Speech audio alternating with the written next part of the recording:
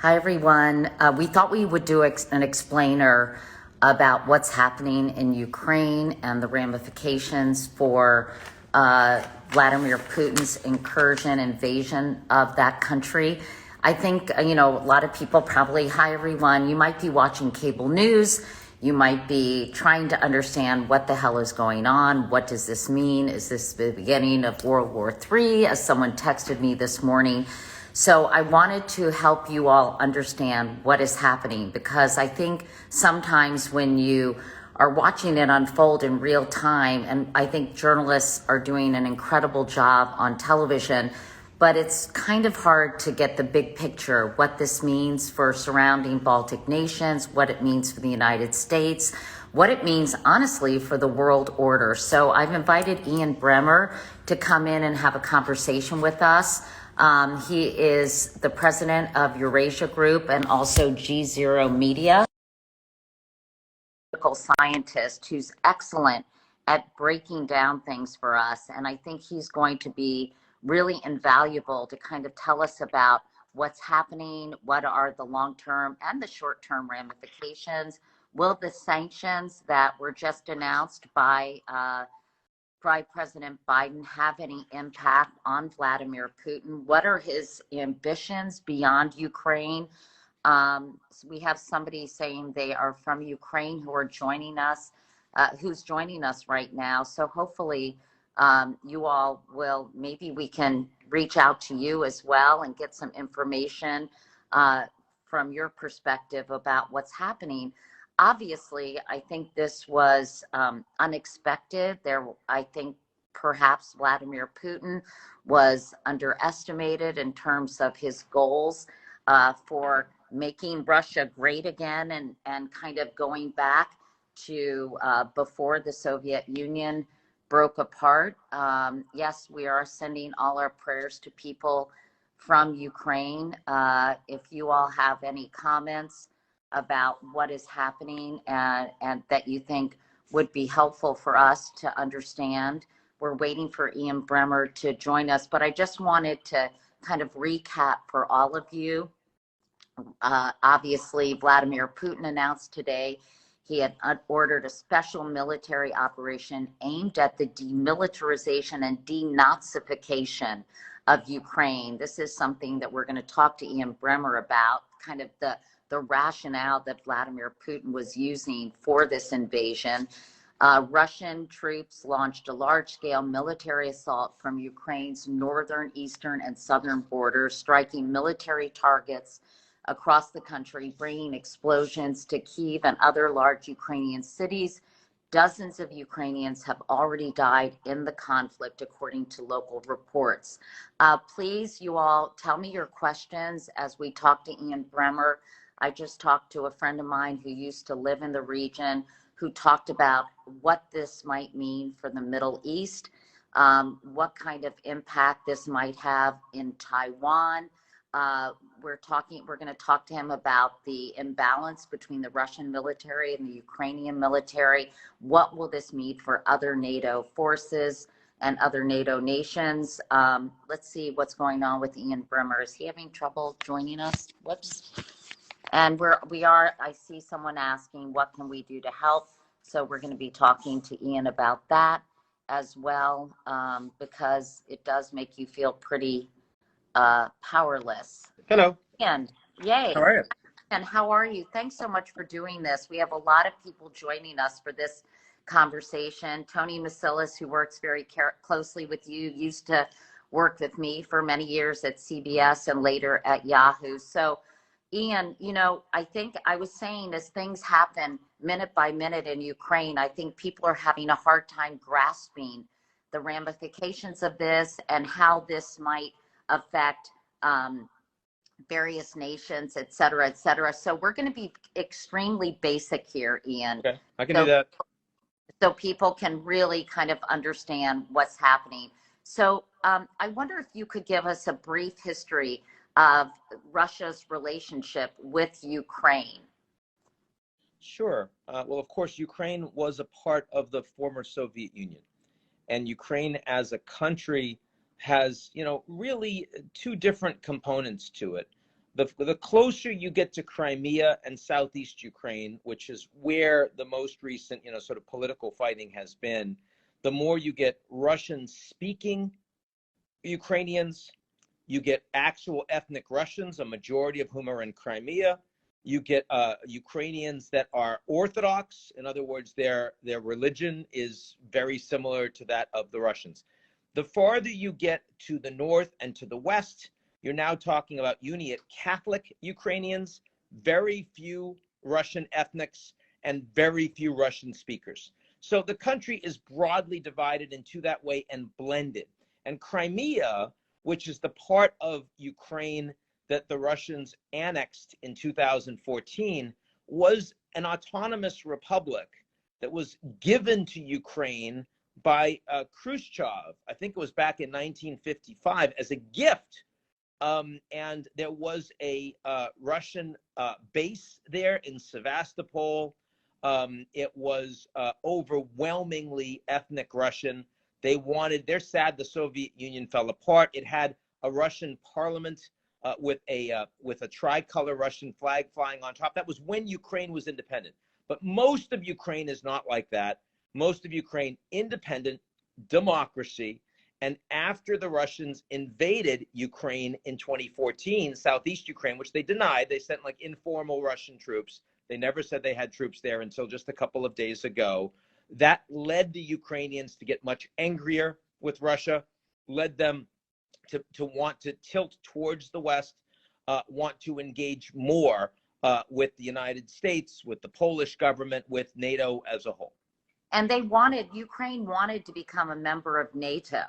But tell us what happened with that desire and how Russia was against that. Sure. Well, of course, NATO has expanded quite substantially over the course of the past 30 years. The Russians claim that they were promised that that wouldn't happen after the initial East European integration. Former General Secretary Gorbachev said that that's a little misreported, that he was never made a firm promise. But nonetheless, once the Baltic states were brought in, once some of the East Europeans that were towards the Russian borders were brought in, the Russians really got much angrier about it. And when President Bush extended an invitation to begin the process of NATO to the Ukrainians and the Georgians back in 2008, that was kind of the final straw for Putin. And so remember, there used to be a NATO-Russia joint council. There was a desire on the part of former President Yeltsin to actually be a part of NATO. And of course, over time, it became clear that the Americans weren't all that interested in really integrating Russia. There was, talk about giving them, making them a free market economy. But the reality was that we were prepared to give them economic advice, but we weren't going to give them a lot of money to help. So there was no Marshall Plan for the former Soviet republics. Mm-hmm. So by the time Ukraine was given this offer by Condi Rice, Dick Cheney, and of course, former President Bush, the Russians basically said no mas.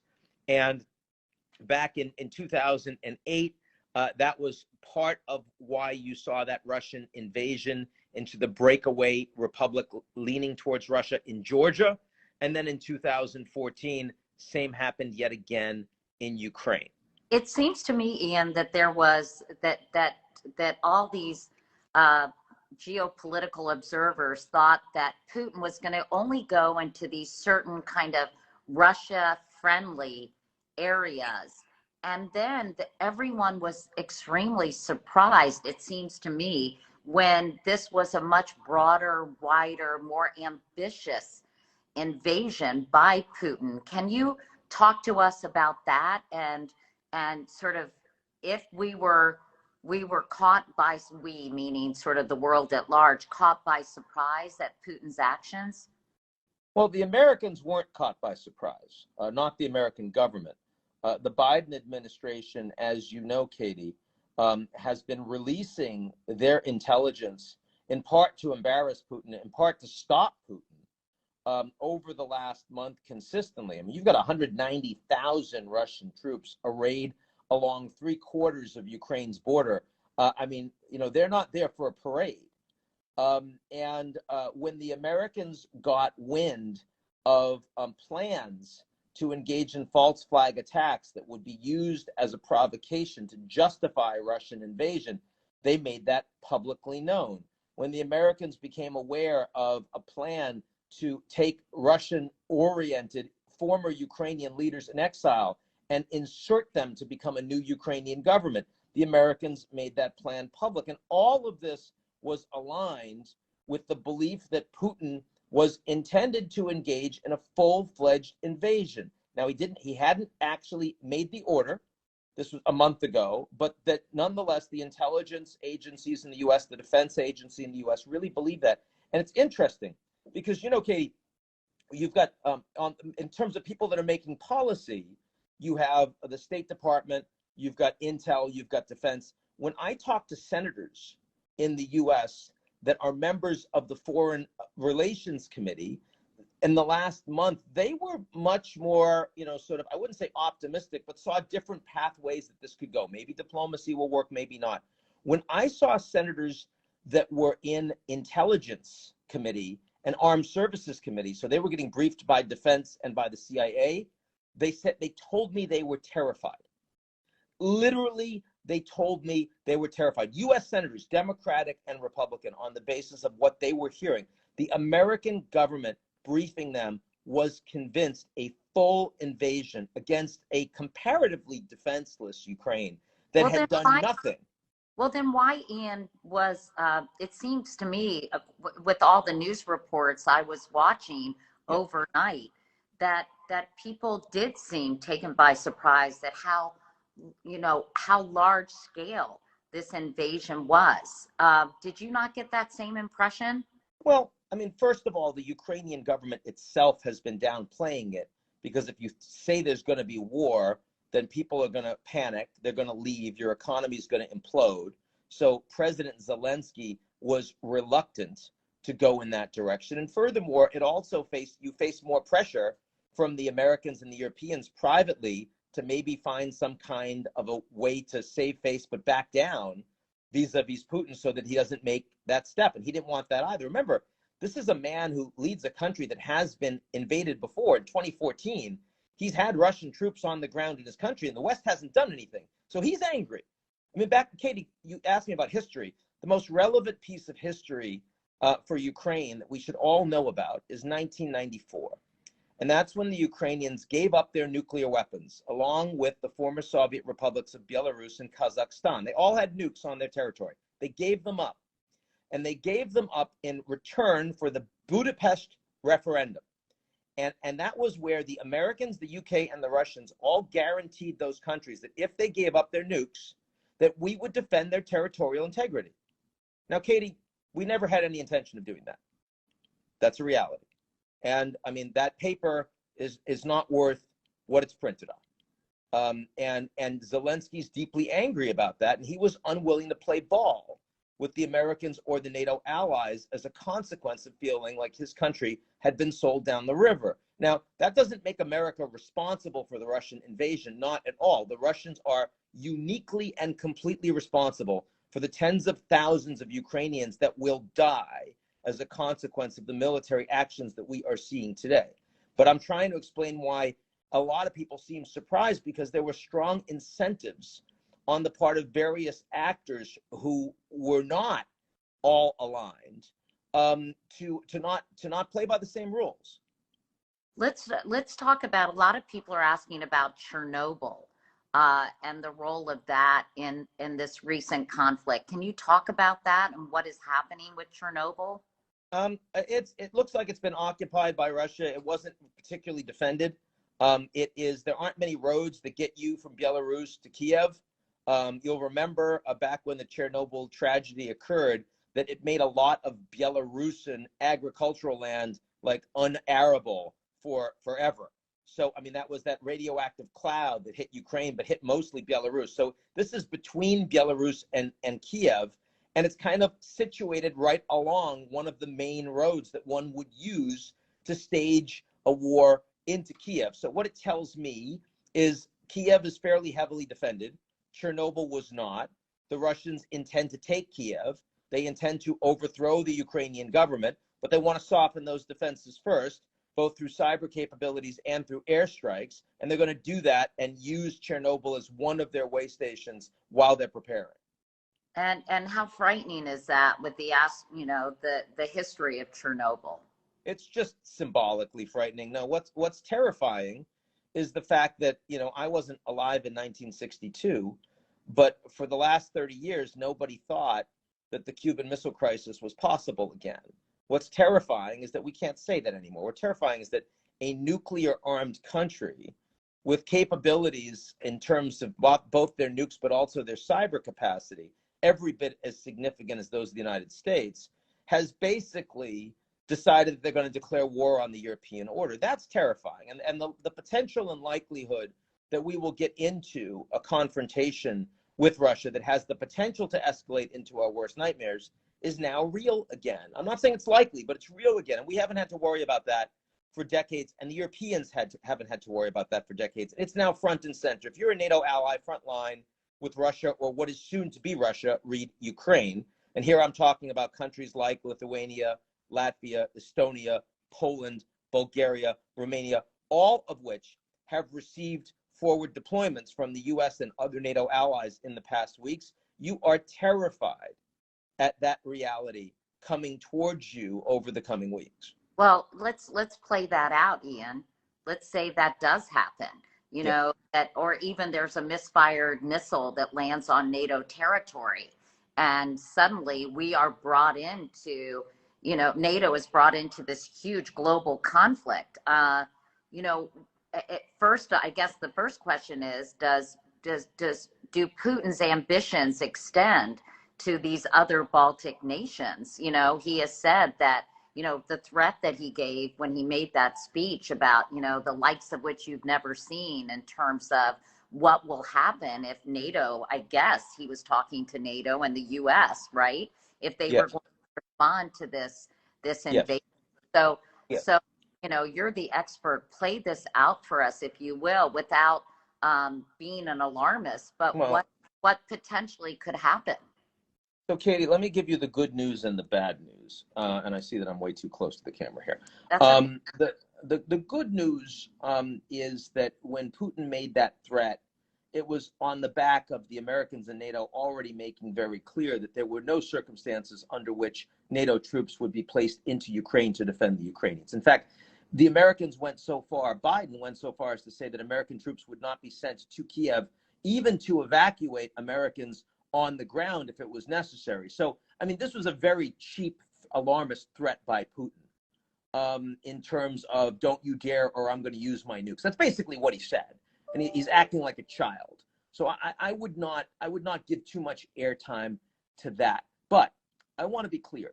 The economic sanctions which the Americans and Europeans are now imposing on Russia, as of today in the case of the US, as of later tonight and tomorrow in the case of EU, these are the toughest sanctions that have ever been put on a major power in the post-Soviet era. They are sanctions that will be commensurate with the sanctions we put on Iran.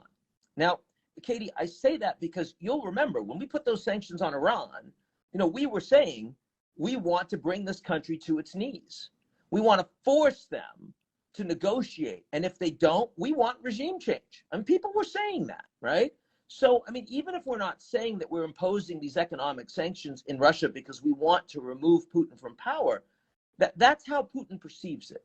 And so when those sanctions hit his economy, the likelihood that he will retaliate in, let's say, through cyber attacks against the Americans, against the Europeans, let's say through other economic measures that could include blockades of gas export or of the port facilities in Odessa, which he now will control. These are the potential for those sorts of acts to lead to escalation, especially when all of us will have massive amounts of military materiel that are now in operation all of a sudden, facing across each other with borders that are new. This is obviously a more dangerous environment geopolitically than one most of those that are watching this call right now, this video right now, have ever experienced. Well, let's break that down a little further, Ian, if we could. You talk about so are these sanctions? It sounds like they're going to just piss Putin off even more. Are they going to have, if they work and are productive from the point of NATO countries and the U.S., what could they possibly do, and will they have the intended effect? Or are they just going to further escalate the situation? It sounds like you think the latter. Look, obviously, when you put those kind of sanctions against a country that has essentially called your bluff and is attacking an independent nation, yeah, that's escalatory. I mean, not putting those sanctions in place would not be escalatory. But of course, not putting those sanctions in place would also risk telling the Russians, the Chinese, others, that literally there is no appetite to prevent you from militarily going a lot farther. And that might even include countries like the Baltic states, countries like actual NATO members, a country like Taiwan, Right. in the case of the Chinese. And so it was not possible, once the Russians decided they were going to attack anyway, it really wasn't possible for you not to put those sanctions in place. But again, there is no likelihood that those sanctions are going to lead to a negotiated settlement between NATO and the Russians in the foreseeable future. That's why this is so dangerous. I mean, Katie, we are now in a second Cold War. And I mean, that second Cold War is in some ways less dangerous than the first Cold War because Russia's economy is smaller than Texas and because they don't matter in South America or in East Asia or Southeast Asia or most of Africa in a way that the Soviet Union was a global power. Right. But in some ways, it's more dangerous than the Cold War because during the Cold War, you actually had a number of agreements that created some guardrails on the relationship. You don't right now. In the Cold War, you didn't have, disinformation as a weapon, cyber as a weapon in the digital space that could be used so easily, was so hard to deter, but could also be a gateway military drug towards kinetic confrontation. So, I mean, again, I'm not trying to in any way alarm the audience, but I do believe that we need to be aware of just how different the world is going to look going forward because of the unilateral decision by President Putin, Russian President Putin, to basically commit crimes against humanity in Ukraine. I have so many things to ask you, but my head is spinning. But let me ask you about Putin's popularity in his own country. He has done a lot of terrible things domestically in terms of poisoning his opponents, all kinds of things, and creating a more authoritarian regime. I mean, is it possible that this will make Putin unpopular in Russia, and will there be a backlash against this action because Ukraine and Russia has so much overlap in terms of some of its citizens?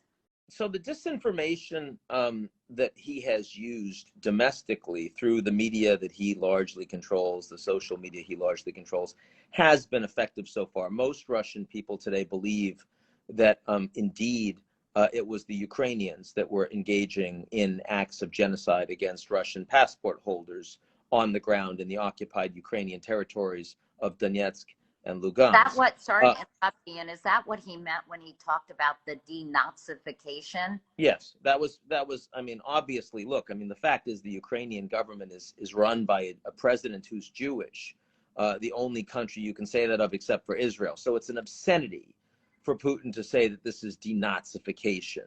But it was useful for his domestic audience, and for his foreign audience, he literally does not care if he's credible, because what he's basically saying is this is about my power and I will impose a sphere of influence irrespective of what you happen to say or do about it. I mean, he's lied to the face of President Biden and Chancellor Scholz and President Macron, saying consistently for the last 3 weeks he had no intention of invading, saying last week that he was pulling troops away from Belarus while he was expanding troops there. I mean, literally, he has zero credibility in terms of any diplomatic statement that's coming out of his mouth. But there is no question that this issue of denazification was meant to bolster his support at home. Now, Katie, we have seen a number of Russian celebrities, very popular celebrities, a footballer, some ballerinas, opera singer, rock and roll stars, rappers that have come out in the past 24 hours publicly, and they haven't criticized Putin, but they have said they're strongly against the war. That's the kind of thing that,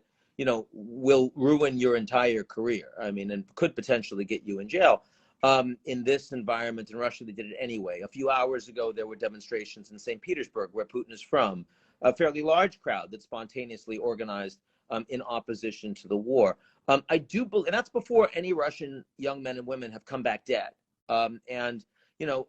That's going to happen. And the Ukrainian war the first time around, which was vastly smaller in scale, ended up being quite unpopular inside Russia. So I don't discount the idea that there will be more significant internal dissent as a consequence of the actions that Putin has taken. But that's very different from saying I think that there's a near-term vulnerability that he would face internal ouster. Got it. So this would take a while, I think, what you're saying, to kind of percolate. Yeah. I mean, the thing we don't know, Katie, is that, because of these sanctions, a lot of powerful Russian oligarchs are going to be forced to bring their money back to Russia. And they're going to be deeply unhappy about that.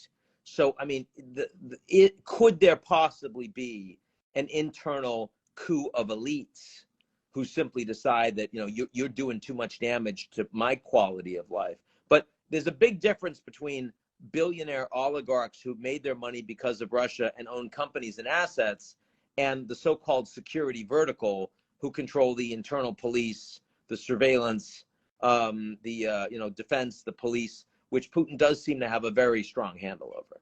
Let's talk a little bit more, if we could, Ian, about the response to the sanctions that may hurt the Russian economy, that may create some internal strife, and Putin will respond to. We talked about cyber warfare. I talked to a friend of mine who's covered the region for a long time before we got on this call, talking about making waves in the Middle East to kind of distract the US and NATO members from reacting. You mentioned Taiwan and the Chinese. So there are all kinds of areas. But first, let's talk about cyber warfare. I asked my friend, well, what could Putin do? He said he could, they could wreak havoc with our air traffic control system or metro systems. Can you talk about some of the things when we hear cyber warfare? What does that actually mean? Well, you may remember, Katie, back in June, which was the one significant face-to-face meeting that Putin and Biden have had. It was in Geneva. And Biden, unlike the most recent phone calls, Biden actually drove the agenda. It wasn't about Ukraine. It was mostly about cyber attacks. And the reason for that is because this was right on the back of the attacks by the Russians on the Colonial Pipeline, which was a malware attack, ransomware attack, and it shut the pipeline down. And the Americans were really angry, and Biden basically told Putin, look, this is a red line. If you keep attacking American critical infrastructure, and we understand that it might not be you. We understand it might be these criminal gangs that are in Russia, but you know who they are. You can stop them. If you don't stop them, that's a red line. We're going to hit back. And the interesting thing is, over the coming months, they did stop them. They basically said, here are the things that you're not allowed to attack anymore. Didn't happen. And that reduced the tensions in the relationship.